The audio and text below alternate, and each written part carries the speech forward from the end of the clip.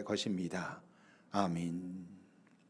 오늘 예배를 통해 하나님께서 우리에게 주시는 말씀 누가복음 18장 9절에서 17절까지 말씀입니다.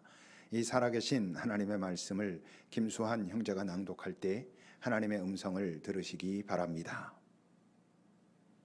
또 자기를 의롭다고 믿고 다른 사람을 멸시한 자에게 이 비유를 말씀하시되, 두 사람이 기도하러 성전에 올라가니 하나는 바리새인이요 하나는 세리라.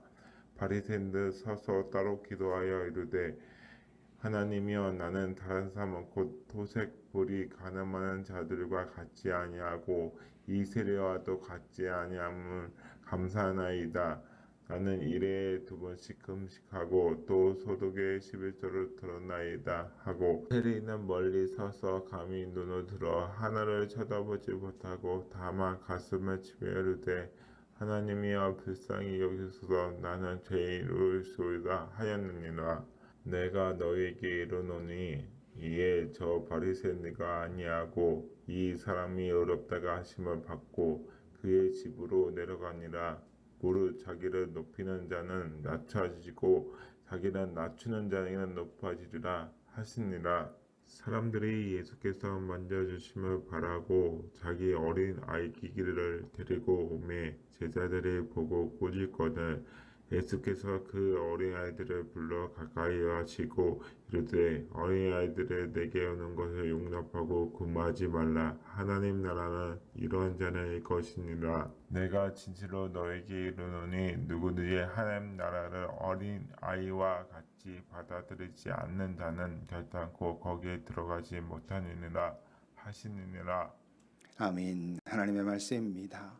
하나님, 주의 말씀 앞에 우리가 설 때에 오늘 또 지금 주께서 하시는 그 음성을 주의 마음대로 우리가 받아들일 수 있도록 인도하옵소서. 겸손히 우리의 몸과 마음과 영혼의 문을 열고 듣겠나이다. 또 우리가 모으는 우리의 이 예물이 주님께서 받으시기에 기뻐하시는, 그래서 이 땅에 필요한 그곳에 아름답게 사용되는 튀르키예를 위하여 우리가 모으는 마음이 그곳에 그 절망에 빠진 자들에게 그래도 숨을 쉬게 하고 다시 일어설 수 있는 그런 힘을 얻게 하는데 잘 도움이 되도록 우리가 그곳에 마음과 또 생각과 또 물질로 함께하게 하옵소서. 예수님의 이름으로 기도합니다. 아멘. 이신득의라는 말을 아마 들어보셨을 것입니다. 또는 이신칭의라고도 하죠.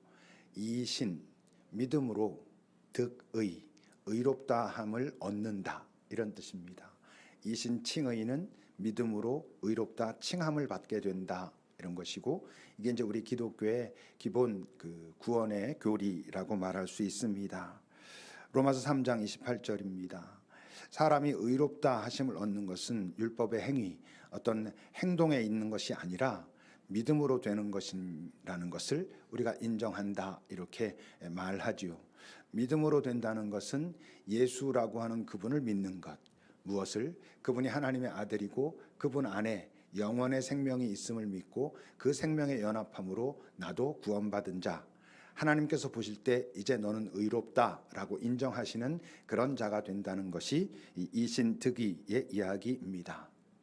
그러니까 하나님께서 보실 때 의롭지 않아라는 것은 네가 잘못을 저질렀어, 이런 잘못했잖아가 의롭지 않아가 아니라, 의롭지 않은 것은 그 안에 생명이 없는 존재를 향하여 아직 너는 의롭지 않다, 그리고 생명을 얻은 자들을 향하여 이제 너는 의롭다라고 하나님이 그렇게 하신다는 거죠.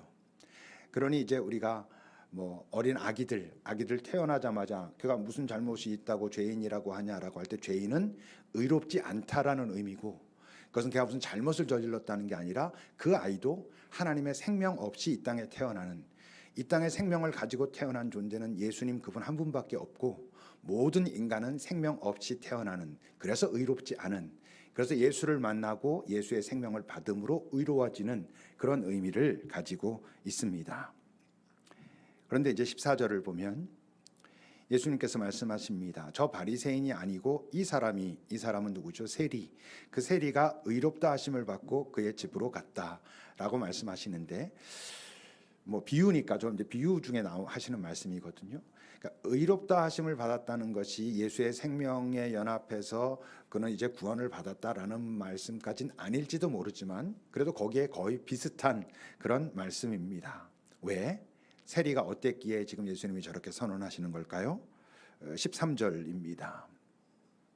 그 세리는 멀리 서서 감히 눈을 들어서 하늘을 쳐다보지도 못한 채로 가슴을 치면서 하나님 나를 불쌍히 여기소서 나는 죄인입니다 라고 했다는 거지요. 죄인은 영어 단어로는 sinner, 죄를 짓는 자, 죄 가운데 있는 자, 죄 가운데 살아가는 자입니다. 이런 나를 불쌍히 여겨주십시오 라고 그가 말했다는 겁니다. 그러니까 저 상태는 지금 현재 저 상태는 구원을 받은 상태는 아니고 구원의 입구, 문 앞에 가 서 있는 상태, 구원의 가능성이 열린 상태라고 말할 수 있습니다. 다른 말로 하면 회개 또는 회개로 이끄는 그 사람을 회개로 이끄는 자기 인식, 내가 이런 존재입니다. 이런 존재군요, 하나님이라고 고백하고 있는 그런 상태를 말합니다. 근데 이 순간은 이런 상태를 겪는 건 정말 중요한 것이죠. 내가 내 힘으로는 어쩔 수 없는 죄 가운데 살아갈 수밖에 없는, 내가 좀 노력해서 좋은 일도 하고 착한 일도 할 수 있지만 그러나 죄를 짓지 않고는 살아갈 수 없는 그런 죄 가운데 살아가는 사람이군요 라는 것을 인정하는 것, 그게 이제 회개 또는 회개의 시작이거든요. 그러니까 이런 사람들이 결국 예수를 필요로 하고 그를 만나고 이렇게 이제 되는 거죠. 여러분들도 이런 과정을 다 겪으셨습니까? 거치셨습니까? 생각해 보셔야 됩니다. 이런 과정이 없다면 진짜 회개, 진짜 그 예수의 필요 이런 것을 아직 모르고 있을 가능성이 있거든요. 내가 그렇습니다라고 할 때에만 가능한 그런 것이죠. 그렇다면 반대로 그런 구원의 가능성, 생명을 얻을 가능성이 희박한 사람도 본문에는 나옵니다. 9절입니다. 자기를 의롭다고 믿고 그렇기 때문에 다른 사람을 멸시하는 자에게, 지금 원래 이 비유 자체가 예수님이 말씀하신 비유거든요. 자기를 의롭다고 믿는다는 말은 저 사람은 지금 바리새인으로 얘기되는데 나는 하나님의 구원을 받은 자, 난 하나님의 백성이야 라고 확신하고 있는 그런 사람을 지금 말하는 거지요. 근데 여러분, 지금 이 사람이 자기가 의롭다고, 나는 하나님의 구원을 받은 자야 라고 그렇게 믿고 있는 근거가 없진 않아요. 그 근거가 뭐야? 자기 행동, 나름 의로운 행동. 그 의로운 행동이란 율법을 꽤 열심히 지키고 율법을 준행하고 있는 그런 자기의 모습을 보면서, 봐봐, 내가 하나님의 계명을 이렇게 잘 지키고 있잖아. 그러니까 나는 구원을 받은 자야, 나는 의로운 자야 라고 말하고 있다는 거죠. 어떤 모습인데 11절과 12절을 보면 그 바리새인은 따로 서서 기도하면서, 하나님, 나는 다른 사람들, 곧 도둑질하는 사람, 불의하게 사는 사람, 간음을 하는 자들과 같지 않습니다. 저 말은 어떤 얘기냐면 그렇게 율법을 함부로 어기는 자들과 같지 않습니다. 저는 율법을 지키며 살아가고 있습니다. 이런 뜻입니다.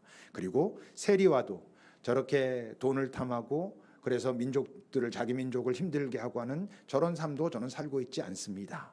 그리고 나는 1회에 2번씩 금식하고 소득의 11조를 드립니다. 다시 말하면 일반적으로 하나님께서 이 땅을 사는 동안 이렇게 살라고 말씀하신 그 율법의 계명을 저는 최선을 다해서 지키고 있고 또 종교적인 생활도 열심히 하고 있습니다 라고 말하고 있는 겁니다. 이 사람이 지금 하는 얘기가 거짓말일까요? 지금 사람들 앞에서 잘난 척하려고 저렇게 말하는 거겠습니까? 아닐 겁니다.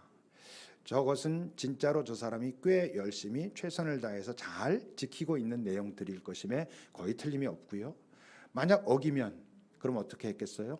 역시 율법에 나온 대로 속죄의 제사를 드리면서, 하나님, 내가 이런 잘못을 저질렀는데 이것을 이렇게 제가 속하는 제사를 드립니다. 다시 저를 구원하소서, 용서하소서 하는 삶을 살았을 것입니다. 근데 이제 이 바리새인이 가지고 있는, 예수님이 이제 결국 말씀하시고자 하는 이 바리새인의 가장 중요한 문제는 뭐예요? 하나님이 나를 판단하시는 기준이 다시 말해서 하나님이 그래 네가 옳다, 네가 맞아, 잘했어, 넌 아니야 라고 하는, 뭐 다른 말로 바꾸면 네가 하나님 나라의 백성, 너는 아직 아니야, 하나님의 자녀 아니야 라고 하는 그 판단의 기준이, 이 사람은 지금 뭐라고 생각하고 있냐면 자기의 어떤 의로운 행동, 율법을 지키면 나는 의로워질 수 있어 라고 믿는 그것이지요. 그렇게 착각을 하고 있기 때문에 이 사람은 다른 사람을 판단할 때도 겉으로 드러난 모습으로 판단을 합니다. 이 사람이 지금 무슨 일을 하고 있는지, 그리고 어떻게 그 일을 하고 있는지, 어떤 역할을 하고 있는지, 어떤 행동을 하고 있는지를 보면 그 사람을 판단할 수 있으니, 이 사람이 사람을 판단하는 것은 아주 명쾌합니다. 아, 그 직업, 그것은 율법에 허락되지 않은 직업이야, 너는 악해. 너 율법을 어겼어? 근데 너 그걸 속죄하지 않아? 너는 악해. 하나님으로부터 버림받았어. 그러니 처음에 나온 것처럼 자기는 의롭다고 믿고 그 기준으로 보니까 거기에 합당하지 않은 사람이 많고, 그런 사람들은 멸시받아야 합당한 것입니다. 왜? 하나님께 버림받은 자들인 게 자기가 볼 땐 틀림없으니까. 이런 사람에게는 필요 없는 것, 자기가 그런 거 필요 없다고, 필요 자체를 생각해 보지도 않는 게 있습니다. 뭐겠어요? 자기를 성찰하는 것이죠. 왜냐하면 겉으로 어떤 행동을 했는가, 아니면 잘못했으면 그걸 해결했는가, 이게 중요하니까 내 안에서 지금 어떤 마음들이 흘러다니고 있는지 그 마음의 흐름을 살펴볼 필요가 전혀 없는 것입니다. 겉으로 드러난 것으로 다 판단하는 거니까, 하나님도 그것을 가지고 판단하실 거라고 이 사람은 믿고 있으니까 말입니다. 근데 여러분, 행동이라는 게 매우 불연속적인 거거든요. 좋은 행동을 할 때도 있고 좋지 않은 행동을 할 때도 있고, 자기도 모르는 사이에 그럴 수도 있고, 우리의 내면의 흐름이 훨씬 더 중요하거든요. 흐름이란 연속성을 말하고 일관성을 말하고, 내가 정말 어떤 존재인가를 보여주는 게 내 마음의 여러 흐름들이잖아요. 나쁜 사람이 좋은 행동을 할 수 얼마든지 있습니다. 이 땅에 보면은 나쁜 사람이 좋은 행동들 많이 합니다. 언제? 자기의 필요에 의해서, 또는 사람들에게 자기를 알리고 자기를 높이기 위해서 얼마든지 할 수 있지요. 정치인들이, 경제인들이 어떤 위기에 처했을 때 기부를 한다고 하고, 어디 가서 봉사를 한다고 하고, 그래서 이 땅에서는 뭐가 중요하다고 하냐면 이미지가 중요하다고 하는 거예요. 진짜 만나서 깊이 알아보면 전혀 다른 사람인데 겉으로 우리에게 그 보여지는 어떤 모습은 굉장히 괜찮은 사람으로 보여지는 경우들이 얼마든지 있을 수 있단 말입니다. 성찰을 놓쳐버리면 우리는 스스로에게 속는 것입니다. 불연속적으로 나타나는 좋은 일, 괜찮은 일, 의로운 어떤 것을 보고 우리는 또 선택적으로 그런 것들만 내가 기억하거든요. 그래서 우린 자주 그렇게 말하는 거예요. 내가 그래도 너보단 나아, 난 그래도 이렇게 살아 라고 말하는 거죠. 그러니까 그 행동이 중요한 사람들은 모든 것이 상대적 평가고, 그 상대적 평가가 객관적이지도 않아요. 다 자기 주관적으로 보고 있고, 자기가 이게 유리한 것만 자기는 기억하고 남에게는 잘못된 것만 보이고, 그러니까 항상 나는 그래도 꽤 괜찮은 사람이라고 생각하고 있을 가능성이 참 많거든요. 근데 자기 안에 흘러다니고 있는 그 여러 가지 마음들을 깊이 살펴보면 얼마든지 안 그럴 수 있단 말입니다. 우리가 껄로 교회를 돕고 치료기회를 지원하고 이런 것을 합니다. 좋은 일입니다. 의로운 행동인 것이 맞죠. 근데 여러분, 우리가 그렇게 하고 있다는 것이 우리 교회가 좋은 교회라는 것을 보장하는 것은 아닙니다. 얼마든지 자기네들이 하고 있는 그 잘못을 덮기 위해서 교회들도 그렇게 할 수 있습니다. 우리 교단만 해도요, 세습을 하고 그것 때문에 문제가 일어나고, 그러니까 우리가 개척교회를 위해서 이런 재원을 만들어 가지고 이렇게 지원하기로 했다라고 하는 굉장히 의로워 보이는, 옳아 보이는 어떤 계획을 발표하고 실행하고 그럽니다. 그런다고 해서 그 공동체가 제가 판단한 건 또 아니지만 정말 하나님께서 보실 때 옳은가라고 확증할 수 없는 것처럼, 우리가 뭔가 좋은 일을 한다는 것이 우리 교회가 좋은 교회라고 하는 것을, 하나님이 그렇게 인정하실 거라고 하는 것을 보증하진 못하지요. 뭘 살펴야 된다고? 역시 우리 교회도 우리 교회의 흐름을 살펴야 됩니다. 우리 교회는 어떤 지금 흐름으로 흘러가고 있는지, 어떤 일관성을 가지고 있는지, 우리가 이런 것들을 행할 때 어떤 마음으로 하고 있는지, 이런 일들이 나타날 때 우리가 선택적으로 우리가 좋을 때 우리가 편할 때만 하고 있는 것은 아닌지를 잘 살펴야 지금 이 일에 하나님이 기뻐하시고 우리가 동행하시겠구나라는 것을 알 수 있게 되는 것이죠. 13절입니다. 이제 세리는 그 바리새인과 달리 멀리 서서 정말 하늘을 쳐다보지도 못하고 가슴을 치면서 나를 불쌍히 여기소서 내가 죄인입니다 라고 말합니다. 지금 이 세리가 하나님 앞에 말하고 있는 말하고 있는 건 자기가 하고 있는 일 때문이 아닙니다. 하고 있는 역할 때문이 아닙니다. 그런 어떤 한두 가지 나의 잘못을 들고 나를 불쌍히 여기소서라고 하는 게 아니라 여기까지 살아오는 동안 내 삶을 하나님 보니 내가 죄 가운데 살아온 그런 사람입니다. 그런 인생으로 살았습니다. 이런 나라고 하는 존재를 불쌍히 여겨주십시오라고 말하는 것입니다. 이 사람이 왜 나름 좋은 일을 한 게 없겠어요. 이런 고백을 할 수 있는 사람인데 그동안 나름 좋은 일도 했겠죠. 뭐 안 좋은 일도 했겠죠.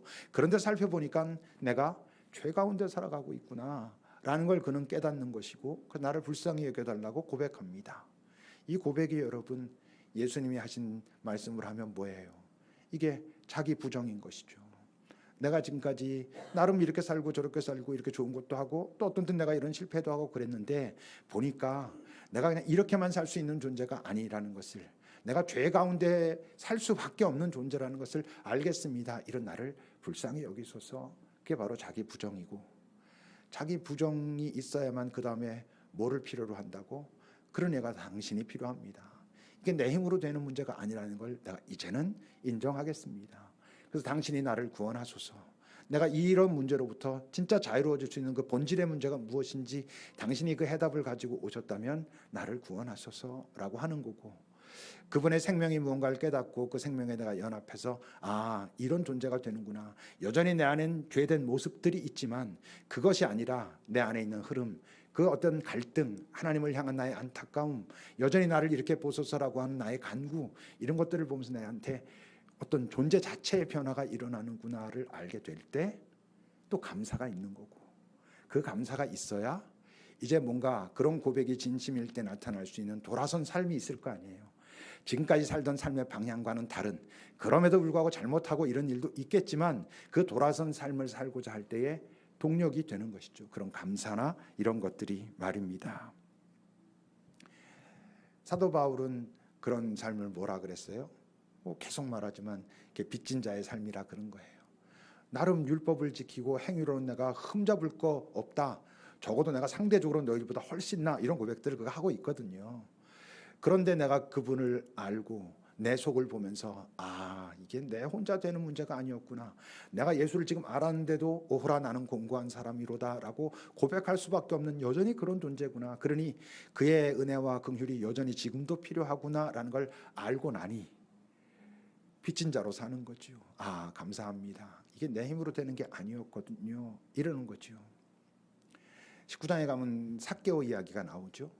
삭개오가 그야말로 세리였던 사람입니다. 그가 예수님을 만났습니다. 뭔가 다른 변화를 시도합니다.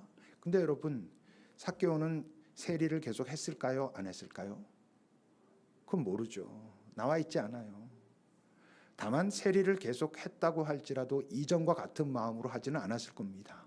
달라진 존재로 다른 마음으로 했을 거고, 바로 그랬기 때문에 그는 세리를 하는 게 아예 그만두는 것보다 더 힘든 삶을 그 이후로 살았을지도 몰라요.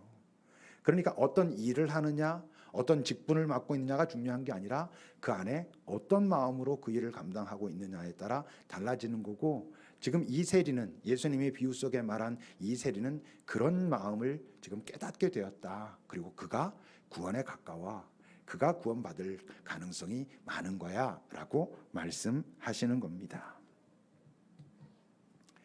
근데 지금 저 고백이, 나를 불쌍히 여기소서 나는 죄인입니다 라는 고백이 일생 저 고백만 계속될 수도 있어요. 우리가 그냥 습관적으로 마음은 원이로되 육신이 연약하여가 그냥 기도에 당연히 들어가야 되는 그 첫 부분에 들어가야 되는 어떤 회개 직전의 이야기로 그냥 말하는 것처럼, 그냥 주님 저는 죄인입니다. 저를 불쌍히 여기소서 제가 또 이랬습니다 라는 게 일생 동안 어떤 변화도 없이 계속될 수 있어요. 그 고백을 하면서 내 깊숙한 곳에서 이젠 정말 내가 여기서부터 벗어나기를 원합니다라고 하는 깊은 탄식과 이제는 그렇게 살고자 하는 투쟁이 없이 자기도 알아. 자기 입술로만 그냥 말하고 있는 거예요. 그냥 나중에 가면 그런 고백이 자기 죄책감을 덜어내는 도구로 변하는 것이죠. 근데 또 잘 살펴본 게 실제로 죄책감을 덜어내게 해줘가지고 자유롭게 만들어주지도 못합니다. 사실은 죄책감을 덜어내는 게 아니라 죄로부터 무디어지는 것이죠. 그게 정말 그냥 익숙해지고 자기는 그렇게 입술로는 말하지만 그 삶으로는 떠날 수도 없고 떠날 생각도 없다는 걸 저 속에서는 이미 가지고 있는 거예요. 그러다 보면 결국은 어떻습니까? 그 입술의 놀림만 있게 되고 실제 하나님으로부터는 멀어지고 하나님은 불편해지고 그렇게 될 수 있죠. 그러나 또 생각해 보면 그거라도 없는 것보단 나은지는 또 모르겠어요. 아예 그래도 주님 앞에 와서 내가 또 이랬습니다를 그냥 반복이라도 하는 게 아예 그런 생각조차도 없이 사는 것보단 나을지 모르겠지만 그러나 이제 분명한 건 그것은 하나님이 그래도 인정하고 뭐 기뻐하시는 데까지는 뭐 생각도 안 할지라도 그건 이제 고민해 볼 그런 문제고 우리들이 이제 그런 고민을 해야죠. 내가 하나님 앞에 나와서 이렇게 가만히 있으면 아 주님 제가 또 이랬습니다라는 게 10년 전과 똑같은 건 아닌가? 계속 그냥 그것을 반복하고 그냥 익숙하게 그러면서 그래도 나 예배했고 회개했으니 난 괜찮아 이렇게 그냥 나 스스로를 합리화하고 있는 셀프 면죄부를 지금 주고 있는 건 아닌가를 사실 고민해야 하는 거죠. 그러니까 오늘 예수님은 기본적으로 모든 인간은 어떻다고 불쌍하다는 걸 알고 계시죠. 그래서 그분이 이 땅에 오신 거고 이 땅에 오셔서도 사람들을 보면서 갈 바를 알지 못하고 자기 인생의 의미가 뭔지 알지 못하고 이 땅에서의 삶의 의미가 무엇인지 알지 못하고 살아가는 자들을 향하여 불쌍히 여기셨다 그랬죠.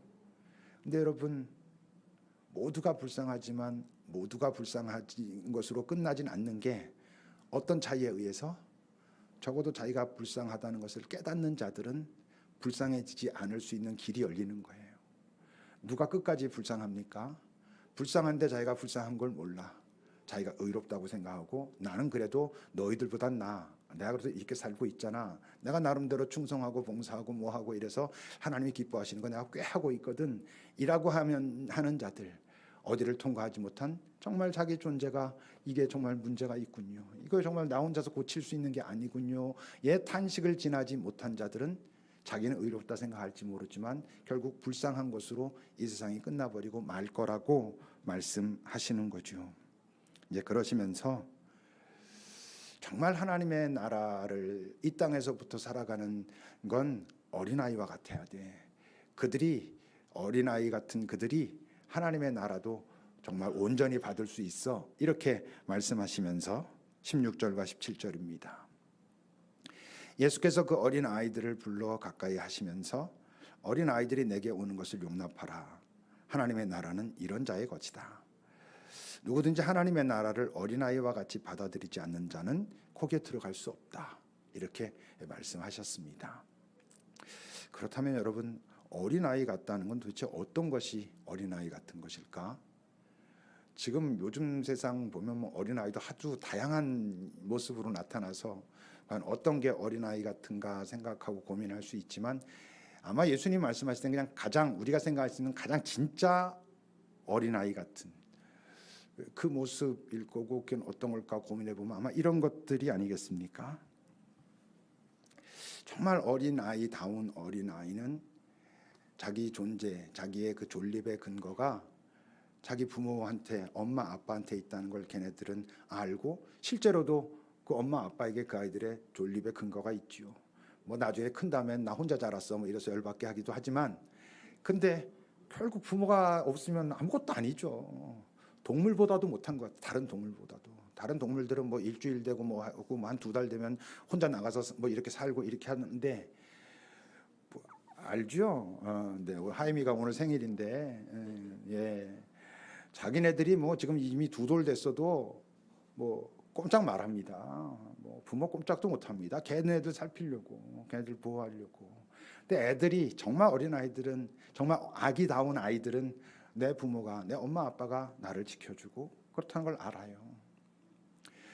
그 아기들에게 있어서 두려운 건 뭐가 가장 두렵습니까? 자기한테 어떤 문제가 왔을 때 아닙니다. 그 아이들에게 진짜 두려운 건 문제를 만났을 때가 아니라 자기 부모가 없을 때입니다. 어떤 문제를 자기가 가졌어도 자기 엄마 아빠 있으면 애기들은 자기 엄마 아빠가 다 할 줄 아는 줄 알거든. 그러니까 그 아이들이 정말 두려운 순간은 문제가 있을 때가 아니라 엄마 아빠가 자기 문제 있는데 함께 있지 않을 때고, 같은 이유 때문에 그들이 정말 용기를 가질 때도 언제입니까?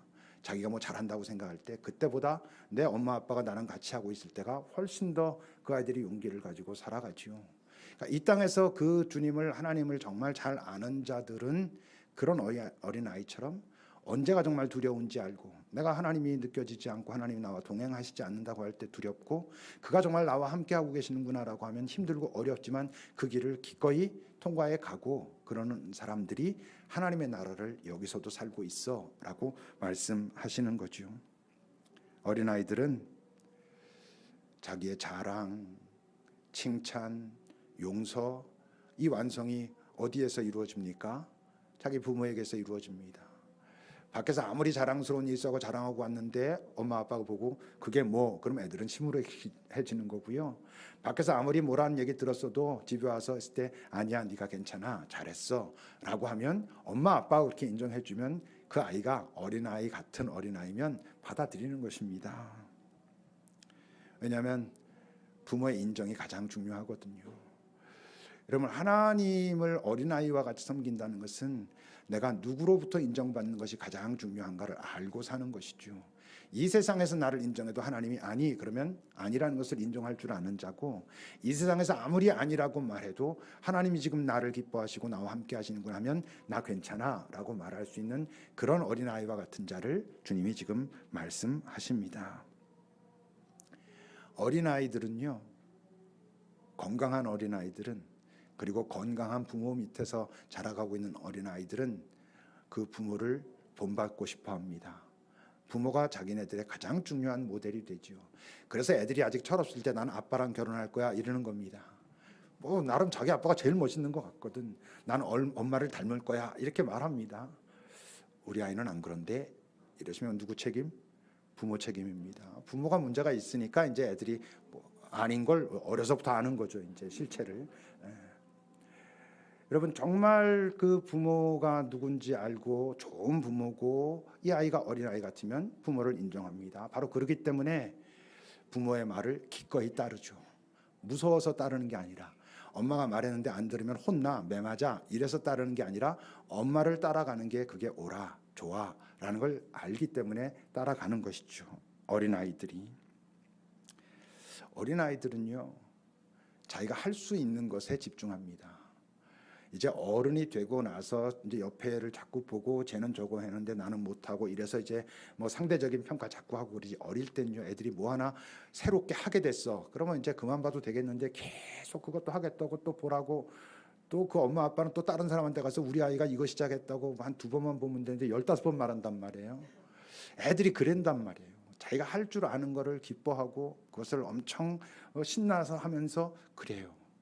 그리고 자기가 하지 못하는 건 엄마 아빠한테 부탁하는 거죠. 좌절하는 게 아니라 이건 엄마 아빠가 해줘 이럴 줄 아는 아이들이 건강한 애들이죠. 근데 정말 그 부모를 잘 신뢰하고 그런 아이들은 엄마 아빠가 근데 그건 안 돼 그러면 라고 알아듣고 그런 아이들은 없나? 그러니까 주님께서 보실 때 정말 순결하고 순수하고 부모를 신뢰하는 어린 아이들은 그럴 수 있다는 거죠. 무엇보다 어린아이들은 언뜻 착각이지만 자기 부모가 자기랑 영원히 같이 있을 줄 알아요. 엄마 아빠가 나랑 영원히 같이 있을 줄 알고 그 아이들은 자라나고 있어요. 어느 날 엄마가 떠난다는 걸, 아빠가 떠날 수도 있다는 걸, 아니 결국 떠나게 된다면 이제 알게 될 때가 오지요. 어린아이들은 엄마 아빠가 나랑 끝까지 같이 있을 줄 알아요. 사람은 못 그러지만 하나님은 근데 실제로 그러시거든요. 하나님은 영원히 이 땅에서 내가 그분을 만난 그 순간부터 내가 그분을 놓치지 않는 한 그분은 나랑 영원히 함께하고 그렇게 하고 계시는 분이죠. 그러니까 어린아이 같다고 우리 주님께서 말씀하실 땐 뭐 지금 제가 말한 것이 전부는 아니겠지만 이런 어떤 부분들을 아마 주님은 기대하시면서 말씀하셨을 거예요. 너희들이 이 땅에서 그렇게 살 때 그렇게 산다고 해서 이 땅에서 어려움을 피한다라고 보장할 수는 없지만 그런 어려움 가운데서도 하나님의 자녀로 하나님 나라의 백성으로 살아갈 수 있을 거야라고 말씀하시는 거죠. 근데 이제 문제는요. 지금 제가 말씀드린 이 어린아이와 같은 태도를 참 많은 사람들이 이미 살고 있습니다. 그런데 그들이 생각하는 그 어린아이의 부모가 하나님이 아니라 이 세상 권세 아래서도 그런 어린아이처럼 살 수 있어요. 이 세상에서 주는 물질, 만몬, 그것을 믿고 그것이 있으면 내가 두렵지 않아 이러면서 사는 사람들 많이 있어요. 어떤 문제가 있어도 그것만 있으면 다 해결될 수 있어. 우리 아버지가 어떤 권력을 갖고 있어서 내가 아무리 잘못해도 다 해결돼. 나는 두려움이 없어. 여러분 얼마든지 그럴 수 있어요. 우리 엄마 아빠 지금 보니까 이 세상에서 힘 있고 막 이런데 저런 힘 나도 가지려면 우리 엄마 아빠 본받아야 돼. 이러면서 엄마 아빠가 하자는 대로 그냥 겸손히 열심히 따라가고 있을 수 있어요. 이 세상 권력의 자녀로도 얼마든지 여러분 그렇게 살아갈 수 있어요. 그 부모를 본받고 싶고요. 그리고 자기가 하는 것만 하면 나머지는 엄마 아빠가 다 해결해 주기로 했어. 내가 좀 못하고 쟤보다 못하지만 네가 우리 부모 같은 부모 가지고 있어. 이러면서 살아가는 경우도 얼마든지 여러분들 있을 수 있어요. 그러니 어린아이 같되 뭘 잊지 않아야 된다고? 그러면 내가 어린아이와 같은 모습으로 정말 섬기고 인정하고 따르고 있는 그분이 누군가? 정말 내가 믿는 예수 그리스도의 하나님 그분인가? 그래서 영혼과 관계된 의미의 어린아이와 같은 모습으로 사는지, 이 땅이 전부인 것 같은 이 세상의 권력, 돈, 물질 그 어떤 것들을 향해서 어린아이와 같이, 그렇기 때문에 겸손하게 아주 거기에 충성하면서 무조건 하자는 대로 다 하면서 무슨 방법을 써서라도 나 거기에 갈래요 하고 있는지 여러분 고민하지 않으면 후자처럼 사는 사람들은 여러분 자기가 불쌍하다는 걸 몰라요. 이 땅에서 여러분 권력을 갖고 돈을 갖고 그것이 전부인 줄 알고 내가 이렇게 해서 잘 살아라고 하는 사람들은 자기가 불쌍하다는 사실을 인정하지 않아요. 바로 그렇기 때문에 그들은 사과하는 게 힘든 거예요. 자기가 잘못 산다는 것을 인정하고 싶지 않기 때문에. 우리는 계속 우리가 불쌍한 거죠. 우리가 안 된 거예요. 예수를 만났어도 안 된 거예요. 왜? 여러분 예수를 만나고 이제 내가 불쌍합니다라고 고백을 했으면, 그래서 그분의 생명을 받은 구원받은 자가 됐으면 그 다음엔 주님 나를 불쌍히 여기소서 나는 죄인입니다. 여전히 내가 죄 가운데 있는 이 모습이 있습니다라는 고백이 없어집니까? 그래도 있습니다. 그런 존재가 되었음에도 그게 있습니다. 사실은 더 섬세하고 더 강해집니다. 왜 그러게? 점점 주님의 빛 앞으로 갈수록 내가 더 명확하게 보이거든. 전에는 그냥 대충 그냥 제가 죄인입니다 이랬는데 그분을 알면 알수록, 그분께 가까이 가면 갈수록 내 안에 저 섬세하게 박혀있는 나도 살짝 외면하고 아닌 척하고 모른 척하고 지나가던 그것들이 더 잘 보이거든. 그러니 여러분 사실 주님을 알면 알수록, 그분께 가까이 가면 갈수록, 그분의 밝은 빛 앞에 서면 설수록 우리는 더 주님 이거 어떻게 할까요? 아까 말한 것처럼 사도 바울이 그 노사도가 된 자리에서도 오호라 나는 공고한 사람이로다 라고 고백했던 그 고백은 그가 생명 없는 자여서가 아니에요. 생명을 갖고 주님께 가까이 가면 갈수록 여전히 자기 안에 남아있는 그 죄의 뿌리들을 보면서 이걸 어떻게 할까요? 그런 거죠. 근데 더 평화로워, 더 자유로워집니다. 왜? 자기의 그 잘못보다 여전히 자기와 동행하고 자기를 사랑하시는 그 주님의 사랑이 더 큰 걸 그걸 아니까, 그걸 경험하니까. 그러니까 이전보다 더 간절하게 고백하게 되는데 이전보다는 훨씬 더 평화롭고 자유롭고 자기를 인정하면서 이 땅에서 주와 함께 동행하는 걸 놓치지 않고 살아가는 것이죠. 여러분은 정말 내가 정말 혼자선 대책이 없는 불쌍한 인간이구나를 경험해 보셨습니까? 안 해보셨다면 하셔야 됩니다. 사실 예수 믿기 전에 그 경험을 하는 건 더 어려운 것 같아요. 예수를 믿고 예수님 앞으로 가까이 갈수록 어느 순간 내가 정말 그런 존재였구나, 그런 존재인데 내가 그분을 이렇게 만나서 지금 너무 당연하게 그분을 나의 주님이라고 부르고 있네 라고 하는 그런 순간이 있어야, 그걸 잘 간직해야 여러분 빚진 자로 삽니다. 빚진 자로 살면 나를 불쌍히 여기소서가 더 많아지긴 하는데 훨씬 평화로워지고 절대 남을 멸시하지 않고 긍휼히 여길 줄 알고 함께 살아갈 줄 알고 그렇게 되는 거죠. 불쌍한 사람이 있습니다. 다 불쌍하진 않다고요. 그걸 알면 여기 있는 우리는 그걸 알고 살아가야 되는 그런 사람들입니다. 기도합시다. 여러분들은 그런 정말 깊은 탄식의 경험이 있는지요? 아, 정말 내가 이런 존재가 맞아. 그러니까 내가 당신이 필요합니다. 라고 했던 그 시간들이 있는지, 그것은 잊으면 안 됩니다. 그게 잊지 않아야 감사가 있는 거고, 그걸 잊지 않는 사람들이 이 사순절 기간이 정말 깊은 감사의 기간, 나를 더 다시 한번 돌아보는 기간, 그런 기간이 되지요. 우리 주님 앞에 다시 나를 한번 잘 드러내 봅시다.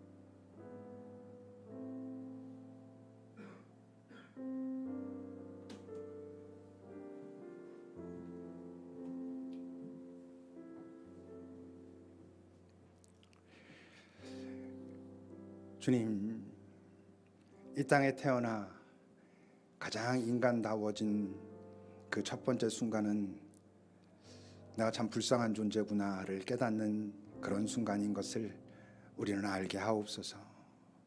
바로 그래서 그 다음에 진짜 나다워지는 길로 들어섰다는 것을, 내가 불쌍한 줄 모르고 내가 좀 뭐 가지고 있는 것, 할 수 있는 것 가지고 나는 의로와 했을 땐 참 내가 헛똑똑이었다는 것을 우리가 기억할 수 있기를. 근데 그 불쌍함으로부터 해결받은 것이 누구 무엇 때문인지 잘 기억하며 살아감으로 그 빚진 자의 자유, 빚진 자의 그 기쁨을 가지고 이 땅에서 빚진 자로 잘 살아가는 우리들이 되기를 간절히 소망합니다. 여기는 우리들 다 주님 앞에 정말 무릎 꿇을 수밖에 없는 존재인 것을 인정함으로 이 세상 앞에 무릎 꿇지 않고 살아가는 우리가 되게 하소서. 하나님 앞에 어린아이와 같은 자로 살아감으로 이 세상 앞에는 무릎 펴고 당당할 수 있는 우리들의 삶이 되도록 주님 인도하옵소서. 사순절을 지나며 더 잘 다시 한번 내가 누구였는지, 그리고 지금 누구인지, 그래서 어떻게 살아가야 하는지 잘 들여다보면서 주와 함께 동행하는 이 여정이 되게 하옵소서. 예수님의 이름으로 기도합니다. 아멘. 찬송.